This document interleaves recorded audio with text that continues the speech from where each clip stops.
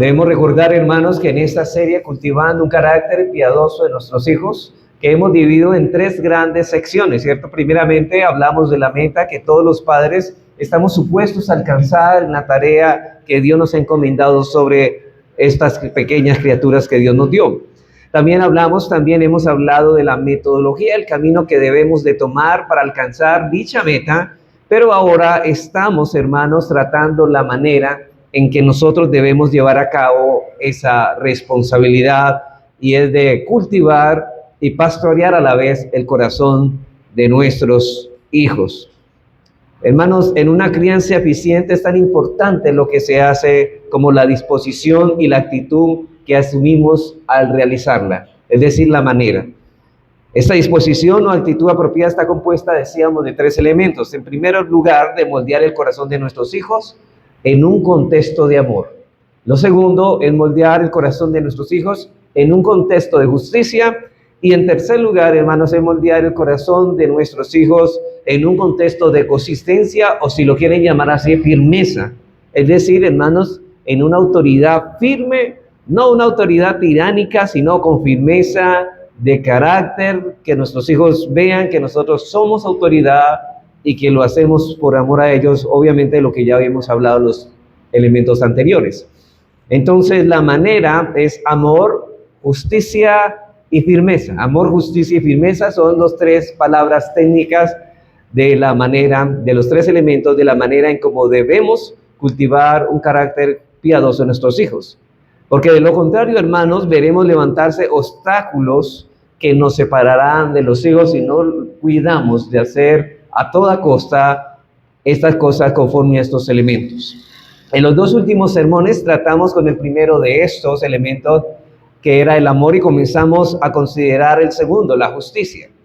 En cuanto al primero, el amor, dijimos que deberíamos mantener nuestro hogar en un ambiente de amor y de aceptación, es decir, 3 cosas. Decíamos que todos nuestros esfuerzos al criar a nuestros hijos deben estar motivados por el amor, o sea, lo que nos mueve a criar a nuestros hijos en la disciplina y amonestación del Señor, el combustible debe ser el amor. Hermanos, no somos llevados por la desesperación que nuestros hijos nos producen, quizá por una rebelión o quizá por una rabieta, o sea, por la ira nuestra. No, somos movidos. Todo lo que hacemos debe ser movidos por el amor que Dios ha derramado en nuestros corazones. El amor debe ser la motivación que nos lleve a hacer a nosotros hacer las cosas como Dios manda. Segundo, que todos nuestros esfuerzos deben ser conducidos en amor. Y finalmente, que deben ser impregnados por un contexto de amor, un hogar permeado por amor. Luego de esto pasamos a considerar el segundo elemento, que es la justicia. No solo debemos hacerlo con amor, sino también con justicia. Y para eso, lo primero que debemos tratar de evitar a toda costa, hermanos, es lo que esté a nuestro alcance, manifestar un patrón de favoritismo. Fue lo que vimos el domingo anterior. Porque si realmente queremos hacer todas las cosas con justicia, hermanos, debemos no tener favoritismo hacia unos hijos. Esto fue lo que estudiamos en ese sermón anterior, pero en el sermón de hoy continuaremos considerando el segundo elemento de la justicia, pero desde otra perspectiva diferente. Si deseamos criar a nuestros hijos en un ambiente de justicia, no solo debemos cuidarnos del favoritismo, sino también que debemos esforzarnos por construir reglas justas en nuestro hogar y vigilar que estas reglas se apliquen juiciosa y equitativamente. Entonces, en segundo lugar, debemos esforzarnos por constituir más bien reglas justas en nuestro hogar y vigilar de que esas reglas se apliquen juiciosa y equitativamente. Hermano, no solamente es establecer normas o reglas, sino también hay que legislarlas, cuidar que se estén llevando a cabo en nuestro hogar.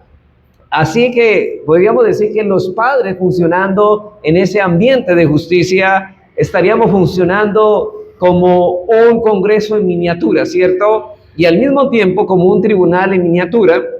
Establecemos las leyes. Usted sabe que el gobierno constituye leyes en las cuales los ciudadanos deben regirse, pues nosotros establecemos leyes, pero también tenemos la responsabilidad de juzgar las variadas circunstancias que brotan en el contexto de las relaciones familiares. De manera que como el Congreso, nosotros los padres tenemos funciones legislativas y hermanos debemos establecer leyes, reglas en la casa, y como tribunal tenemos funciones judiciales, no solamente las de poner leyes, sino de juzgarlas. Y estas dos funciones ponen a los padres en situaciones, en varias circunstancias, en situaciones muy difíciles, y es una responsabilidad muy grande ejercer cualquiera de estas dos funciones, sea legislativa o sea judicial. Así que los padres estamos llamados a establecer las reglas que han de regir a nuestros hogares, pero también estamos llamados a juzgar disputas domésticas. Por eso el texto que leímos, el hermano leyó como base, dice, oye hijo mío, mira la instrucción de tu padre y no menosprecies la dirección de tu madre, porque adorno de gracia serán sobre tu cabeza y collares a tu cuello. Está hablando de esas reglas, de ese mandamiento de los padres que los hijos deben obedecer y que los padres deben tratar de legislar y juzgar de acuerdo a ello. Y si deseamos criar a nuestros hijos en un contexto de justicia, necesitamos, yo sé, hermanos, que mucha sabiduría de Dios. Como dice Santiago, si a alguien le está falta de sabiduría, pídala a Dios y Dios nos la dará abundantemente. Para ejercer estas dos funciones, lo hagamos juicioso, para que lo hagamos juiciosa, justa y equitativamente. Entonces, en el sermón de hoy trataremos únicamente con el primer aspecto, y es decir, consideraremos a los padres en sus funciones legislativas, como ese Congreso en miniatura, donde el padre es el senador y la madre la diputada. Es algo parecido, hermanos, tratando de imitar a un gobierno. Y es en la que ese Congreso en miniatura está llamado a establecer reglas que han de regir el hogar. Así que si queremos ser justos y equitativos a la hora de establecer reglas en nuestros hogares, debemos tener en cuenta principios básicos. Ojo, hermanos, que las reglas no son reglas basadas en ciertas presuposiciones nuestras, ni de acuerdo a nuestra propia sabiduría, sino que tienen que ser regidos bajo los principios de la Escritura. Esos principios que vamos a enunciar no pretenden ser exhaustivos. En otras palabras, estos principios no nos darán todas las respuestas a las preguntas que seguramente surgirán al tratar con este tema, pero al menos, hermanos, nos proveerá un marco de referencia, porque hay un marco en el cual nosotros debemos establecer esas reglas. No pueden salirse de ese marco porque nos saldríamos de la Escritura, es decir, nuestro marco es los principios bíblicos. Entonces, a la hora de tratar nuestras situaciones en nuestro propio hogar, debemos establecerlos bajo esos principios. Vamos a mirar en esta tarde 4 principios que nos ayudarán en nuestra labor de establecer reglas para el funcionamiento de nuestros hogares. 4 principios que nos ayudarán a esto. En primer lugar,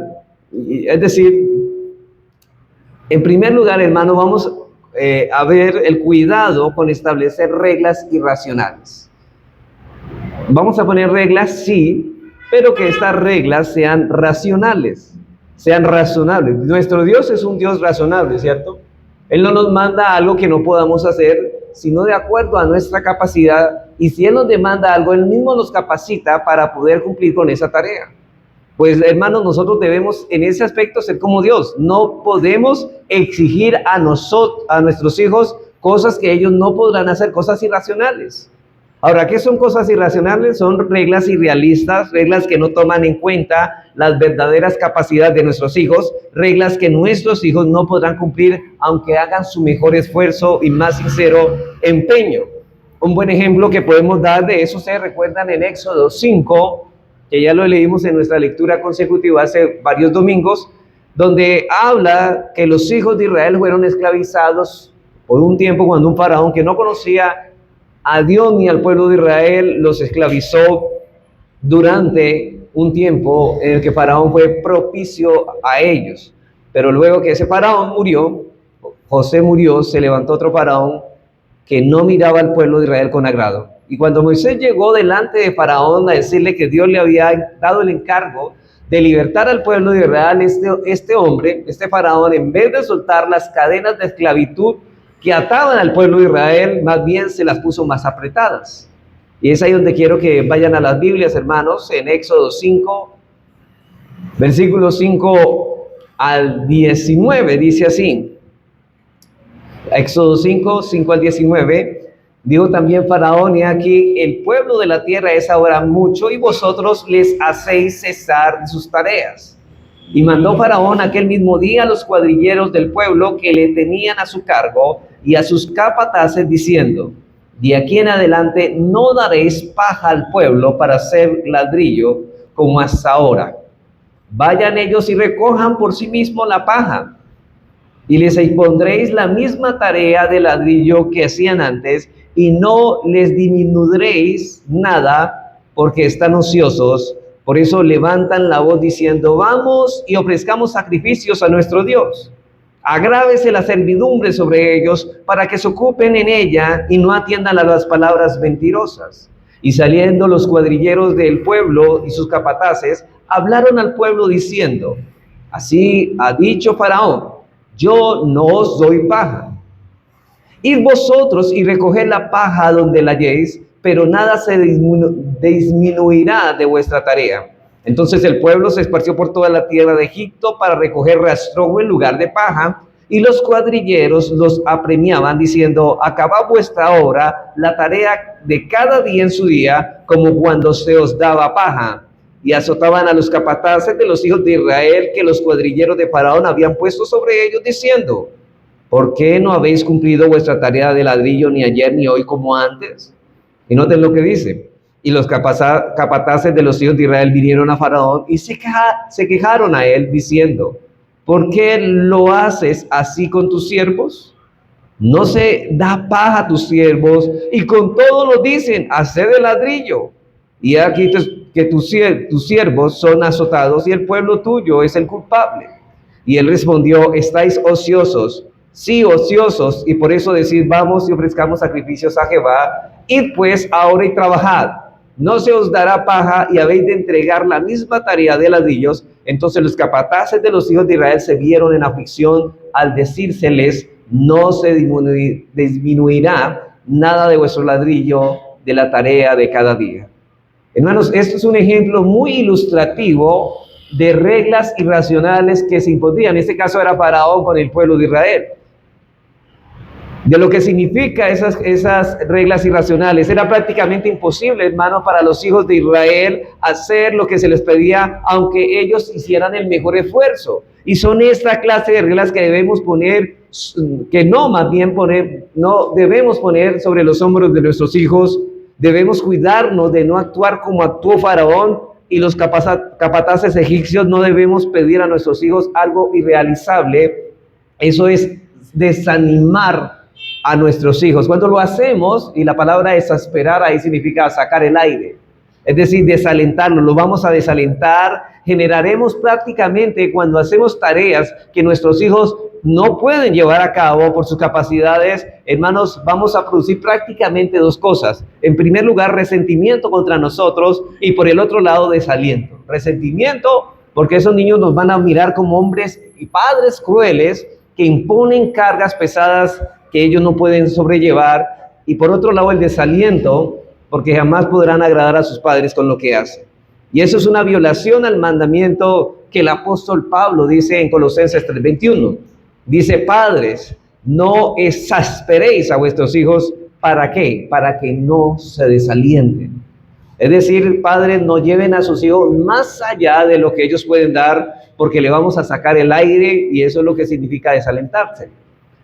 Observemos que Pablo no dice: padre, no exasperéis a vuestros hijos para que no sufran de la autoestima de ellos. No, él no está diciendo eso. Eso no es lo que Pablo dice, porque ese tipo de fraseología no aparece en el Nuevo Testamento. Esa enseñanza es ajena a las Escrituras, pero sí vemos que a desanimar a nuestros hijos generaremos en ellos un sentimiento de desesperanza, que antes de comenzar a hacer cualquier labor, ellos estarán casi seguros de que van a fracasar, porque siempre le estamos imponiendo reglas injustas, reglas irracionales. Y eso es lo que lograremos, hermanos, si le pedimos a nuestros hijos que hagan cosas irrealizables a su capacidad, desaliento y resentimiento. Reglas irracionales. reglas que nuestros hijos no podrán cumplir aunque quieran empeñarse y hacer el mayor esfuerzo. Por ejemplo, hermanos, si nosotros nos sentamos a comer, y todos tenemos reglas al comer cuando nos sentamos al comedor, sea almorzar, sea desayunar o sea al cenar. Por ejemplo, cada niño, hermanos, no se le puede servir la misma cantidad porque hay niños pequeños que van a comer menos.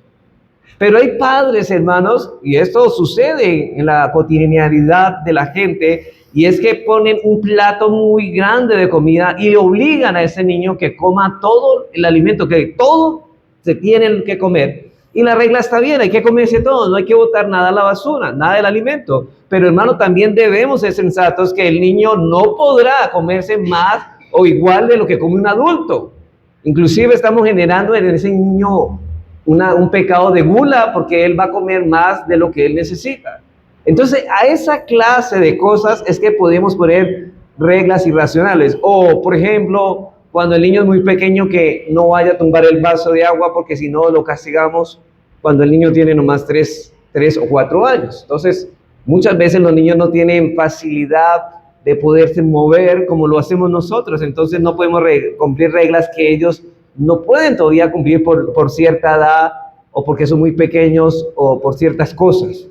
Si no consideramos esto, hermano, fácilmente podemos caer en una situación irracional, no porque la regla sea incorrecta en sí misma. Es nuestro deber enseñar a nuestros hijos a apreciar los alimentos que Dios nos da, ¿sí? Hermanos, porque sabemos que muchas veces hay niños que no comen lo mismo que nuestros hijos tienen en nuestros hogares. Y debemos enseñarles a apreciar eso y enseñarles a que no sean mañosos.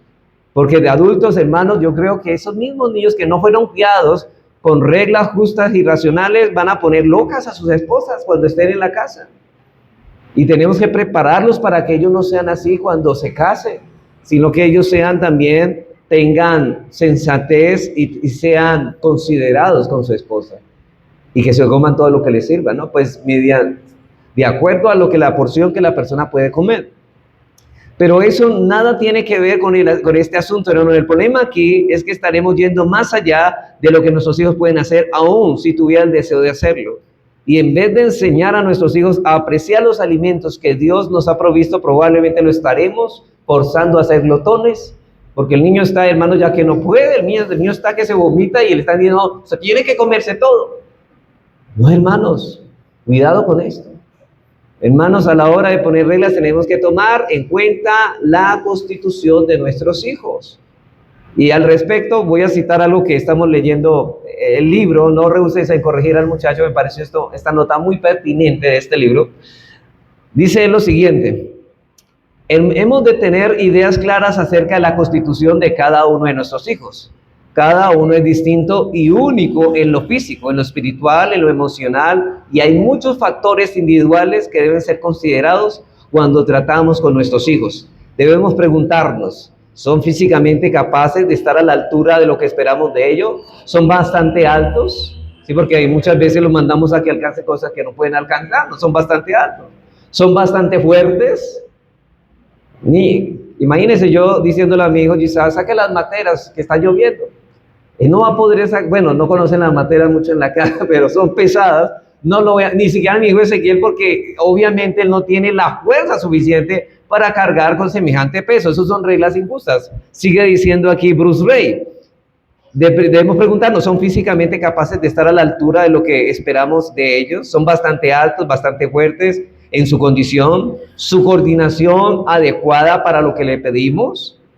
Esto no solo se aplica a lo pequeño que están aprendiendo a andar y a usar sus músculos, también la transición entre la niñez y la edad adulta. Muchos adolescentes pasan por un periodo equivalente de torpeza física. ¿No le ha pasado que los niños comienzan son torpes, pero comienzan a madurar y a manejar bien las cosas? Debemos también mirar que no todos los niños tienen la mejor destreza y todos nuestros hijos no son iguales. Hermanos, sigue diciendo Bruce Ray, no todo vaso vertido en la mesa es el resultado de un descuido. Muchas veces es falta de coordinación física del niño. Y como padres hemos de poder discernir cuál es la verdadera causa.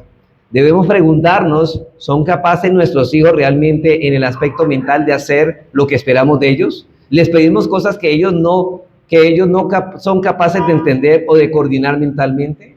Todo esto debe ser tomado en cuenta. Todas estas cosas, hermanos, debemos tomarlas en cuenta antes de poner reglas.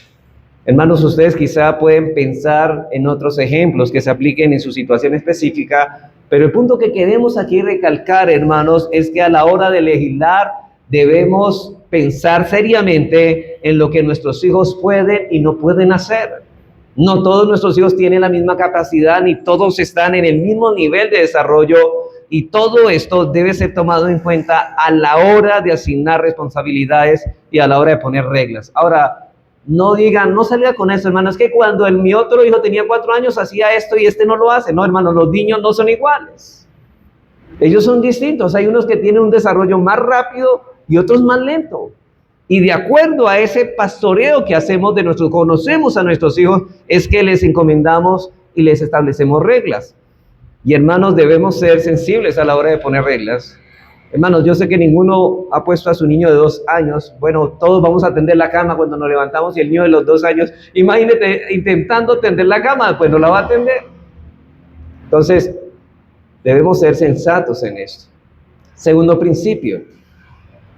Acuérdense que el primero fue las reglas irracionales de Faraón con el pueblo de Israel, ¿cierto? Esa es la primera ilustración. Segundo, cuidado con hacer una regla para cada cosa en el hogar. Cuidado con hacer una regla para cada cosa en el hogar. Y aquí tenemos el ejemplo de quiénes, los fariseos, ¿no? Los fariseos eran expertos en añadir mandamientos a los mandamientos, o reglas a los mandamientos.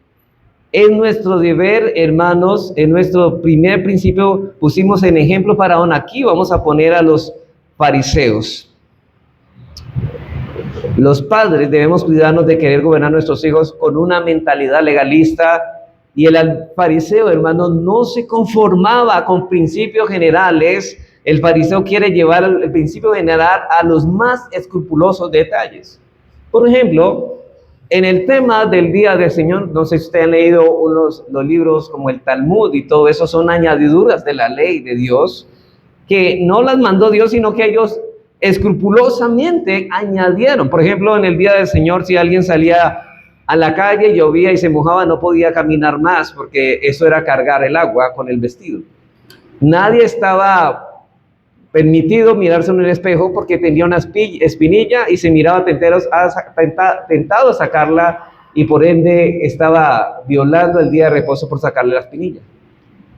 Cosas como esa. Hermanos, si comían una gallina, o si la gallina ponía huevo, no se lo comían porque precisamente esa gallina violó el día de reposo por poner el huevo el día de reposo. Entonces no preferían sacrificar la gallina que comerse el huevo. Y hermanos, no estoy exagerando. Estoy hablando tal cual las normas que ellos añadieron a esa. Eran todos reglas sobre reglas. Y hermanos, no pretendamos como padres legislarlo y crear una regla para cada cosa, hermanos. Y sabemos que el cuarto mandamiento dice que sí debemos apartar un día de cada 7 para dedicarlo al Señor. Entonces el fariseo comienza a cavilar, bueno, pero ¿cómo se debe guardar el día? Porque para poder obedecer la ley, decían ellos, razonaban, hay que dar otras leyes que expliquen esta ley.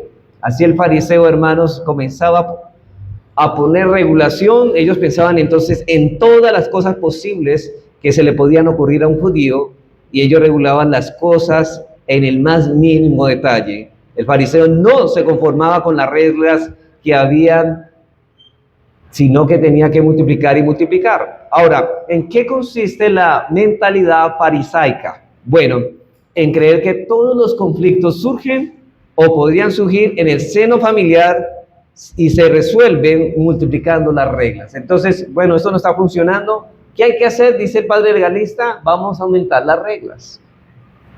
Y ellos razonan, si deseamos que nuestros hogares funcionen adecuadamente, lo que debemos hacer es un código de leyes que regulen todos los aspectos de la vida familiar hasta en el más mínimo detalle. Es decir, a las 8, ¿a qué hora nos vamos a levantar? A las 6 de la mañana. ¿Qué vamos a hacer? Cepillarnos los dientes. Y a esa hora todos tienen que cepillarse los dientes, atender la cama en ese momento todos, y comienzan a ser rigurosos en todo eso. Y hermanos, y no hay lugar aquí para que nuestros hijos tomen sus propias decisiones. Ese es el problema, que no hay lugar para que nuestros hijos voluntariamente aprendan a tomar sus propias decisiones, porque ya todo está ¿qué? Regulado.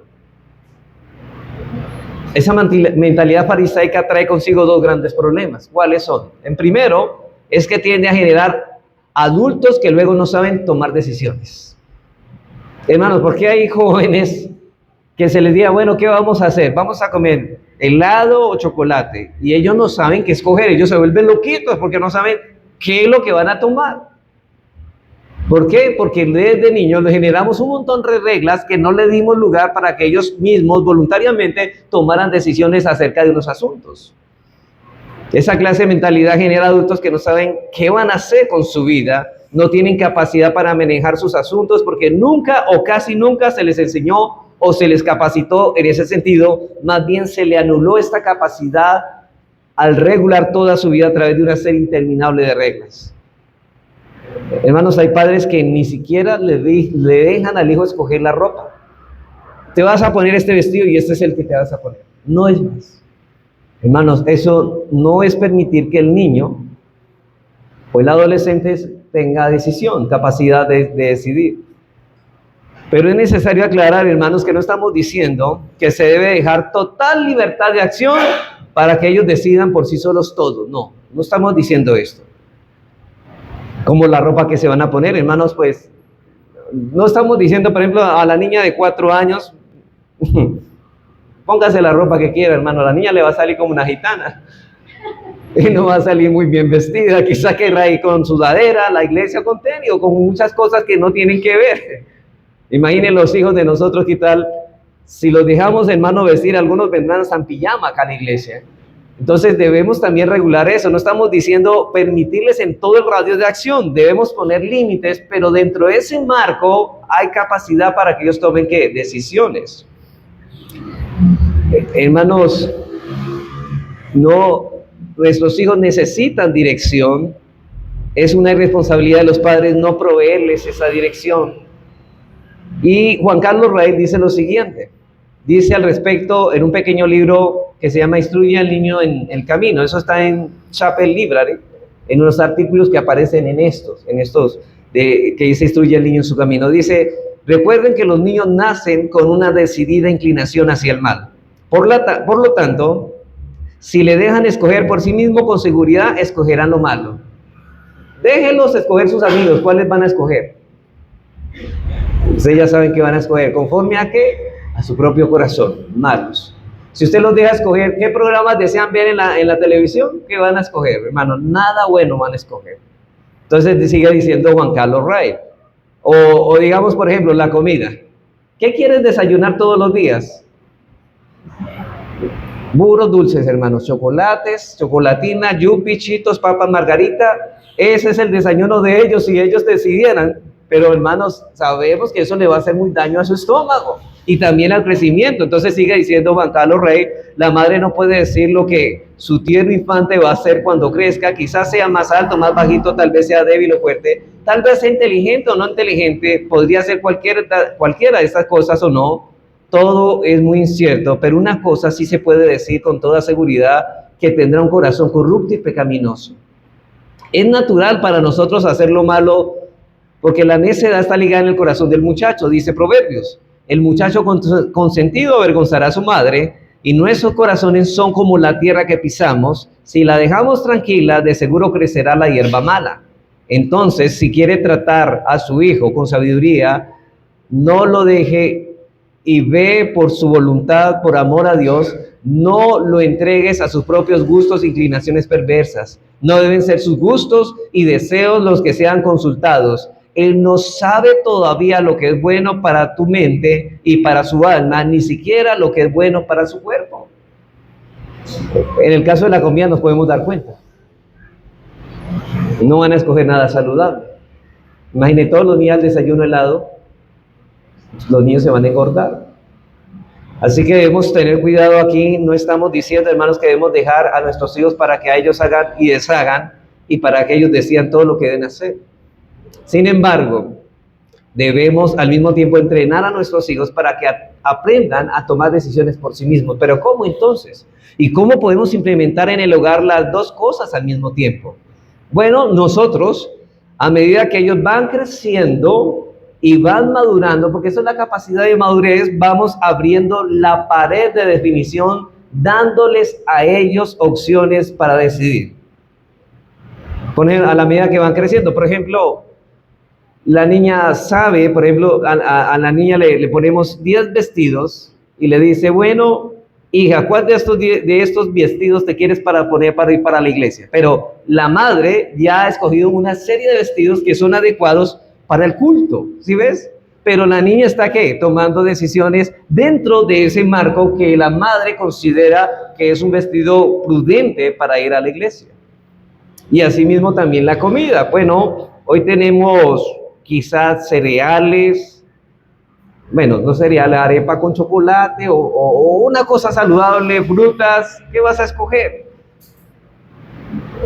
Entonces dejamos que ellos decidan.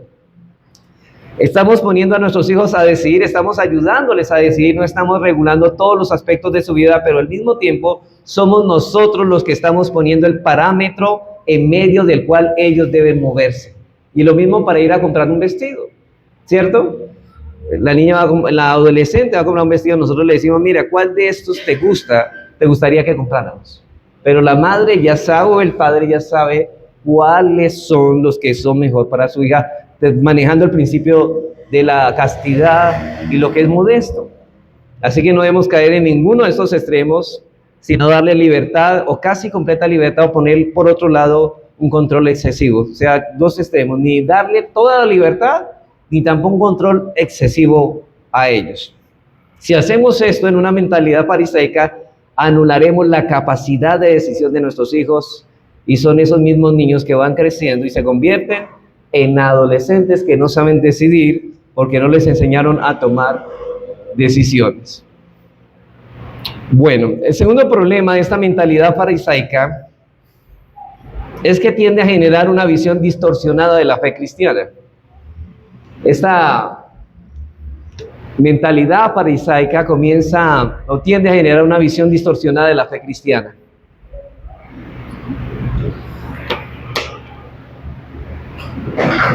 Los niños que se crían en el contexto de la mentalidad farisaica generalmente terminan rechazando el evangelio y amoldándose ellos mismos a un patrón legalista que no les permite experimentar el deleite que se supone que los creyentes deben derivar de sus vidas cristianas, o rechazan el evangelio o creen que el evangelio es una serie de normas. En muchas sectas, hermanos, o de esas iglesias donde exigen que las niñas se vistan con vestido totalmente largo, sin arete, nada de maquillaje, cuando imponen eso, hermanos, más adelante esas niñas, cuando ya son mujercitas más grandes, no querrán saber nada de eso. Porque se han impuesto leyes, no están hablando de lo que es modesto, no están hablando de lo casto, del pudor, sino que están hablando de reglas. Y el problema del fariseo es que él cree que el camino más seguro para evitar los excesos es prohibir completamente cosas que Dios no ha prohibido en su palabra. Por ejemplo, ¿en qué parte de la Biblia Dios prohíbe los aretes o el maquillaje para las mujeres? En ninguna parte. Aquí no hay lugar para el disfrute de la libertad cristiana, hermanos. El camino más seguro para el fariseo es la total abstinencia de todas las cosas que podrían llevarnos a nosotros o a nuestros hijos a abusar de ellos más tarde. Y sabemos, hermanos, que hay momentos en que debemos abstenernos totalmente de ciertas cosas. Por ejemplo, yo sé, hermanos, que debido a ciertos casos particulares, por ejemplo, y eso no es fariseísmo, es sensatez, existen algunas personas para las cuales la televisión es un problema serio tenerlo en casa, ¿sí? Ustedes han visto, no es que el televisor sea la caja del diablo, como algún predicador dijo, pero el problema es que si vemos que está trayendo mal a nuestros hijos, debemos quitarlo. Y eso en el caso de cada hogar. Y si tales personas toman esa decisión, no deberíamos acusarle de fariseísmo porque lo están haciendo en algo sensato, lo que están haciendo, y debido a esa situación en particular. Lo que estamos diciendo aquí, hermano, o lo que estamos criticando es la mentalidad fariseica que piensa que la única manera en que podemos ejercer dominio propio y de evitar los excesos es practicando indiscriminadamente la abstinencia de todo aquello que podría ser abusado más tarde. Por ejemplo, botemos los celulares porque son del diablo. Podríamos decir, eso es legalismo. Ahora debemos hacerle un uso correcto y que nuestros hijos, por ejemplo, a nuestros hijos no es prohibirles ver televisión, es controlarles cuando ellos vean y saber que nosotros tengamos un control paternal, que sepan qué es lo que están viendo, algo que no venga en daño a ellos.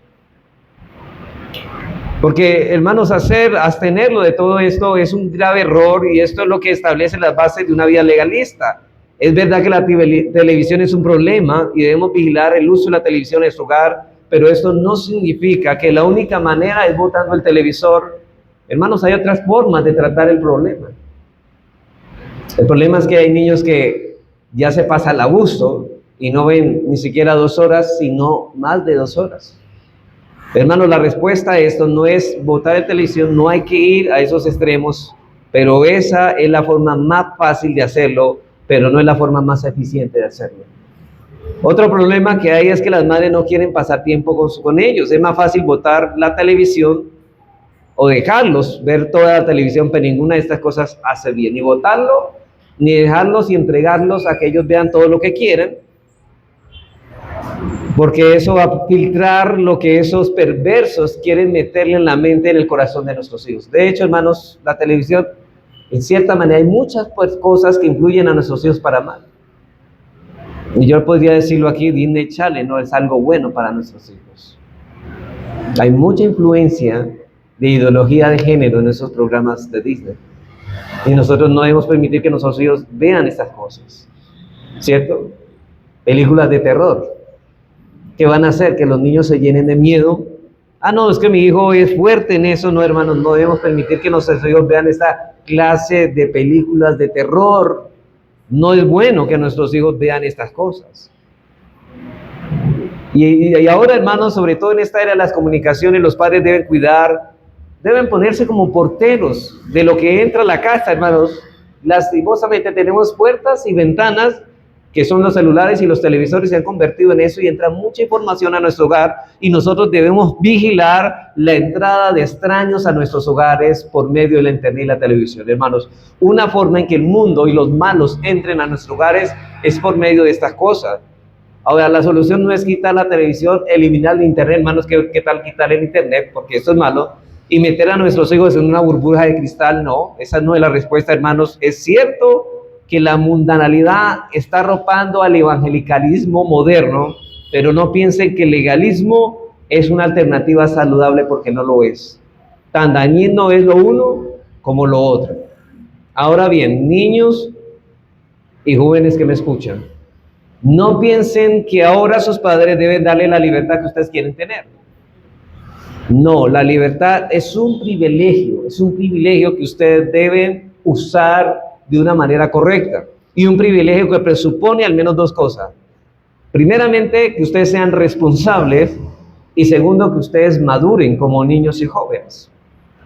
En el antiguo pacto, el pueblo de Dios disfrutó todas las libertades de la cual nosotros disfrutamos ahora en el nuevo pacto, hermanos, pero ellos no tenían la revelación que nosotros teníamos, porque el pueblo de Dios no tenía el conocimiento ni la visión que nosotros tenemos hoy, y por lo tanto no tenían la madurez espiritual, y consecuentemente las regulaciones divinas tenían que ser más abundantes. Pero Dios reguló hasta el más mínimo detalles en la vida del pueblo de Israel, porque ese pueblo eran maduros. Lo que estoy diciendo, hermanos, que cuando hay más inmadurez en la casa, va a haber más reglas, ¿cierto?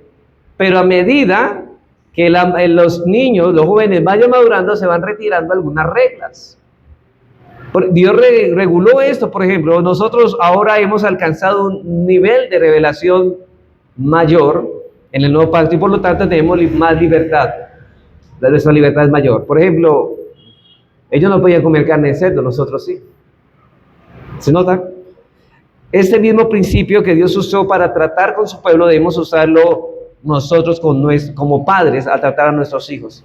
Y este principio dice lo siguiente: mientras más responsables y maduros sean, menos necesidad tendremos de ejercer control sobre nuestros hijos. Entre más madurez y más responsables vemos que son nuestros hijos, tendremos que ejercer menos control sobre ellos. Por ejemplo, fijar el horario de la llegada a la casa. Cuando los hijos ya son responsables y maduros, ya no hay que ponerle reglas. ¿Saben por qué? Porque ellos piensan de una manera sensata y dicen, yo no puedo llegar tarde a la casa, yo ya he madurado y yo creo que no es correcto de que yo esté tan tarde en la calle. Voy a exponer mi vida a tantos peligros. O por ejemplo, la licencia de conducir. A un hijo que pueda asumir responsablemente conducir el carro. Pero si ese hijo se pasa en rojo, hermano, usted obviamente le va a quitar la licencia y no le va a permitir, va a poner reglas. Ustedes no van a coger el carro hasta que yo les diga. O la joven que tiraba la puerta. ¿Recuerda la ilustración de la joven? Un padre que su hija siempre que estaba muy mal alineada, cuando él la castigaba, ¿qué hacía? Tiraba la puerta. ¿Y qué hizo este padre? Le quitó la puerta. Y así debe tirarla. Entonces, hermanos, recuerden que la libertad es un privilegio que presupone dos cosas: responsabilidad y madurez. A medida que vaya viendo eso, vaya creciendo la madurez y la responsabilidad, vamos quitando reglas. Entonces sabemos que debemos dar más libertad a nuestros hijos en la misma medida en que maduren y en la misma medida que evidencien que son responsables para manejar su libertad. ¿Cómo la están manejando? Eso nos dice mucho. Entonces, ya hemos visto cuidado con establecer reglas irracionales. En segundo lugar, cuidado con hacer una regla para cada cosa en el hogar. Tercer principio, cuidado con hacer reglas caprichosas. Cuidado con hacer reglas caprichosas. Hermanos, cuidado con establecer reglas que no tienen razón de ser. Simplemente porque me parece que esto es lo correcto, no. Tenemos que hablar objetivamente. Reglas que vienen de repente a nosotros en un momento de inspiración por ciertas circunstancias en la casa y muchas veces por egoísmo. Y para este principio el mejor es el de Saúl. ¿Se acuerda? Que en 1 Samuel 14, 24 a 30, Saúl se estaba enfrentando aquí a los enemigos, pero de repente entró en su cabeza, hermanos, una idea, un arrebato, hermanos, y realmente puso una regla muy caprichosa, y vamos a leer este texto y vemos la insensatez de Saúl. 1 Samuel 14, 24 al 30, dice así: pero los hombres de Israel fueron puestos en apuro aquel día, porque Saúl había juramentado al pueblo diciendo: cualquiera que coma pan antes de caer la noche, antes que haya tomado venganza a mis enemigos, sea maldito. Y todo el pueblo no había probado pan. Y todo el pueblo llegó a un bosque donde había miel en la superficie del campo. Entró pues el pueblo en el bosque y aquí que la miel corría, pero no hubo quien hiciera llegar su mano a su boca, porque el pueblo temía el juramento. Pero Jonatán no había oído cuando su padre había juramentado al pueblo, y alargó la punta de su vara que traía en su mano y la mojó en un panal de miel y llevó su mano a la boca, y fueron aclarados sus ojos. ¿Qué le hizo? ¿Bien o mal? Le hizo mejor, porque comió. Entonces habló uno del pueblo diciendo: tu padre ha hecho jurar solemnemente al pueblo diciendo: maldito sea el hombre que tome hoy alimento. Y el pueblo desfallecía. Y hermanos, imaginen la insensatez. Este pueblo podía pelear con el enemigo con comida, pero él los mandó a pelear sin comida. Iban a desfallecer. Y respondió Jonatán: mi padre ha turbado el país. Ved ahora cómo ha sido aclarado mis ojos por haber gustado de un poco de esta miel. ¿Cuánto más si el pueblo hubiera comido libremente hoy del botín tomado de sus enemigos? ¿No se habría hecho ahora mayor estrago entre los filisteos? Así que Jonatán, hermanos, era más sensato que su padre. ¿Sabe por qué, hermanos? Porque había puesto reglas y era mejor que ellos comieran para tener fortaleza y vigor para enfrentar al enemigo, pero estaban decayendo. Hermanos, nuestras reglas deben estar basadas en principios. No debemos poner reglas en medio de un arrebato, porque probablemente pondremos reglas caprichosas. Hermanos, ¿qué tal de un padre que le diga a este niño: por un año no vas a jugar? No, eso es una regla caprichosa. ¿Cómo que un año no va a poder jugar el niño? Hermanos, son niños, ellos deben de jugar y no se podemos castigar de esa manera. Bueno, quizás no un año, no exageremos, pero no estamos hablando, quizás ese padre diga: no, 3 meses sin jugar. No, hermanos, eso no debemos poner esas clases de reglas. Hay personas que uno no sabe, hermanos, con qué van a salir y ellos dependen de la inspiración del momento para poner las reglas. Antes de poner una regla debemos preguntarnos, ¿qué se supone que pretendo yo hacer con esta regla? O sea, debe tener una razón, hermanos. ¿Realmente eso va a traer corrección a tu hijo? Saúl quería vengarse de sus enemigos, pero ¿cómo podía cumplir, hermano, con ese propósito cuando el pueblo estaba falleciendo enteramente de hambre? Es una regla caprichosa, no tenía ningún sentido. Por lo tanto, antes de hacer una regla, piensa qué es lo que yo quiero lograr. ¿Cuál es la meta que quiero alcanzar al poner esta regla en mi casa? ¿Va a ayudar a mis hijos a crecer? ¿Va a ayudar a mis hijos a ser mejores, a corregir este defecto de ellos? Hermanos, ¿qué es lo que queremos obtener a la larga con nuestros hijos? Aprender a vivir por principios, eso es lo que queremos obtener. Ahora, si nuestras reglas no descansan en principios que nosotros hemos de considerado tranquilamente y bíblicamente, en oración tal vez podamos hacer que nuestros hijos se comporten de cierto modo, pero eso es todo lo que vamos a lograr. Conductivismo. Recuerden, hermanos, que no se trata de cambiar la conducta, es de cultivar el corazón, de pastorear el corazón. Por ejemplo, hacer que nuestros hijos no roben, eso no es el problema. El asunto es que la propiedad privada es sagrada. ¿Por qué los hijos no deben tomarlo de los otros? Porque eso es sagrado. Porque Dios lo santificó en el 8º mandamiento, no robarás. Él santificó el bien ajeno. Ese es el principio que está detrás del mandamiento. No solamente, hijo, no debes tomar lo que otro tiene. No debes tomarlo porque Dios ha establecido que los bienes ajenos son sagrados. Y ese es el principio que debemos inculcar en el corazón de nuestros hijos para que ellos no se limiten solamente a no robar, sino también a cuidar el bien de los otros. Miren que no es robar, sino cuidar el bien de los otros.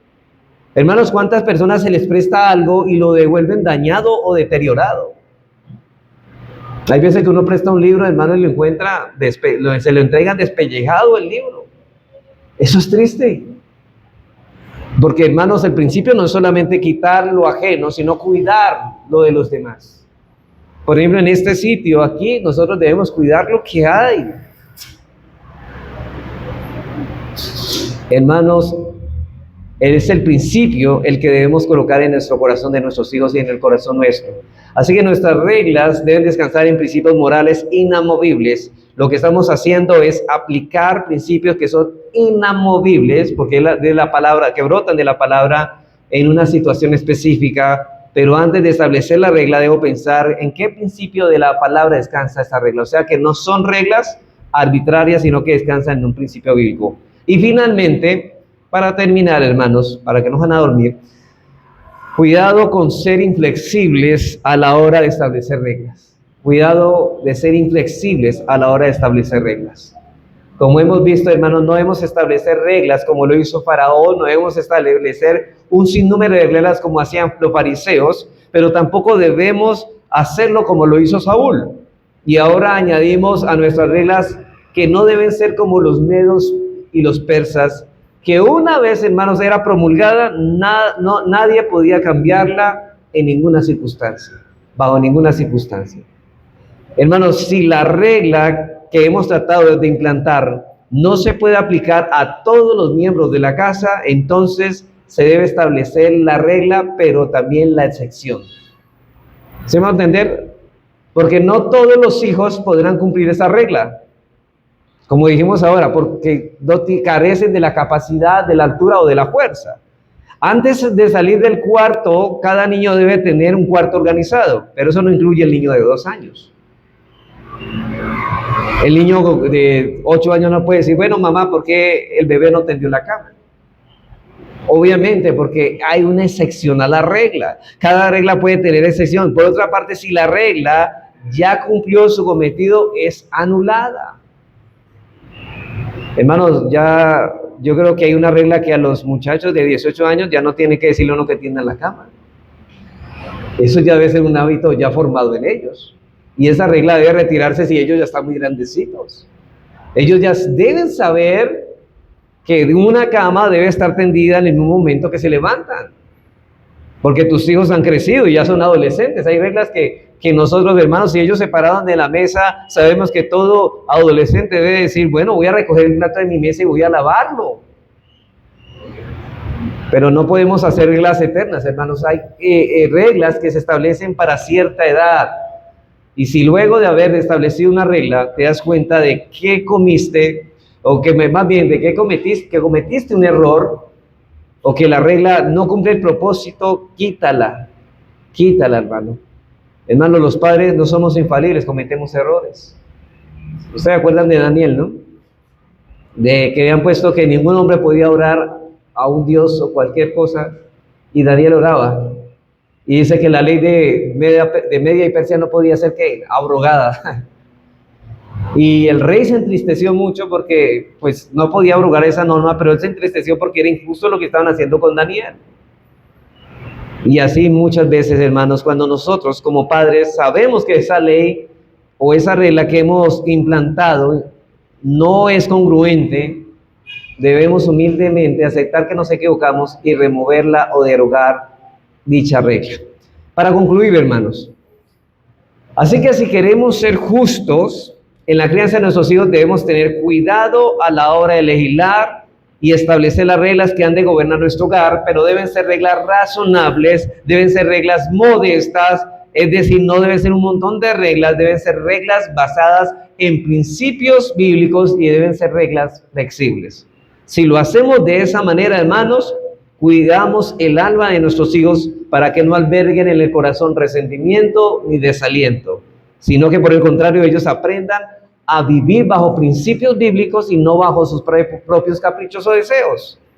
Eso es lo que intentamos, hermanos, en esta enseñanza. Y aquí prácticamente ya estamos culminando esta serie, ya nos quedan nomás 3 enseñanzas y culminamos con esta serie que ya la hemos reiterado por segunda vez. Que el Señor nos ayude, hermanos, y que nos dé sabiduría y estabilidad, porque no es fácil aplicar estas cosas en el momento de la práctica.